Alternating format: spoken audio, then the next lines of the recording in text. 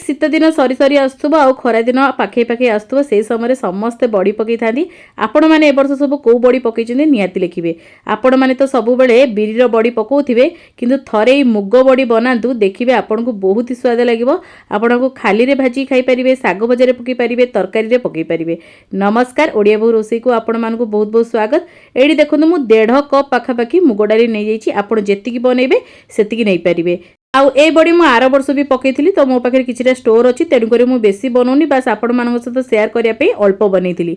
तो 1.5 कप मुग डाली को भल भाव में ये बतुरे देती 6 ରୁ 7 घंटा आउे ये देखो ताको छणा को छाणी आनी टिके हल्का पानी झड़ीगला 5-10 मिनिट पर आप ब्लेंडिंग जार दे दिंतु। आउ बिल्कुल भी पानी देवेनि आउ डायरेक्ट एमती केवल देकी भल भाव में चिकन करके पूरा बाटिदेवे। तो ये देखो भल भाव में बाटिकी नहीं आसती आपको देखी दूसरी ये दरकार।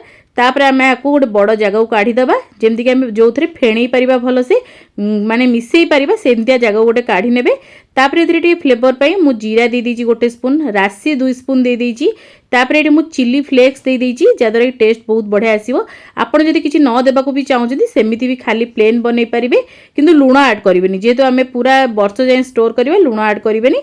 आ एथिरे लूण देले भी पानिया हे जिवो तो आपण बड़ी भी पकई परिवेनी तेणु करी लूण ऐड करिवेनी। आपण चाहिले एथिरे अदा कंचा लंगर छेचा मते देई परिबे, जुआणी देई परिबे, आपणको इच्छा आपण जे कोनोसी फ्लेवर रे बनै परिबे। तो एडी मु पूरा 10 ରୁ 15 मिनिट कंटिन्यू फेंटला पर एडी देखंतु बढ़िया भाबरे हमरो फेंटी जाईची। आ एडी देखंतु मुग डाली पानी रे पकेले ऊपर भासुची एई भली हेले जानिबे आपनकर मुग डाली पूरा रेडी हे गला बड़ी पके पई। आ एडी देखंतु मुग डाली कलर मध्ये चेंज हे जाईची। तापर जे कोनोसी थाली रे आपण एमती तेल लगे परिबे नने जे कोनोसी टीण रे आपण तेल लगे पके परिबे। आपण एमती हाथ रे पके परिबे नले तो पॉलिथिन किबा पाइपिन बैग रे मध्ये आपण बैटर को पुरेकी भल भाव में बड़ी पके पारिबे। मु एटी टिके बड़ साइज रो बड़ी पकोची जेमति कि तरकारी पत्र रे पकेले तार शेपटा मेंटेन रहइबो। किबा आपण जदी भाजी खाउचनी तो एका बेले आपण 2-3टा बड़ी भाजी खाई परिबे सेही भला हिसाब रे मु बड़ बड़ बड़ी पकेची। आगुर भी मो चैनल रे मु बहुत प्रकार बड़ी रो रेसिपी शेयर करची सबरो लिंक आपण डिस्क्रिप्शन में पाई जिवे तो आपण सेठी चेक कर परिबे। जेमति कि मसला बड़ी, आलू बड़ी, बिरी बड़ी, मसला भात बड़ी आउ भातर पांपड़ एमती बहुत सारा रेसिपी मु शेयर करची निहाती भाबे चेक करिवे। तो एठी देखुनु सब जगह बड़ी मु पकई देथिली। तो एतिकी डाली रे मोर 2टा थाली पूरा हे जेतला बड़ बड़ थाली रे बड़ बड़ आकार भी बढ़ीतला। आपण चाहिले छोट पकई परिबे। आकु आपण गोटे काम करिवे घोड़े की खराई सुकेबे जा फळे धूली मळी भी पड़िबनी। तेणु करी मु थाली रे ही पकई के आपन को देखिची जा फळे रे आपन को घोड़िया को सुविधा हेते आ जम्मा भी हमर बड़ी खराब ही नते। एठी मु 3 दिन खरा देइथिली आकु 3 दिन रे बहुत बढ़िया भाबरे हमर एडी देखुनु बड़ी रेडी हे जाईची। आपण आपको जेकोसी एयरटाइट कंटेनर रे रखिकी वर्ष वर्ष धरी एंजॉय कर परिबे जमा भी खराब नते। केमती लागिला छोट रेसिपी नियति कमेंट माध्यम रे जणाइबे।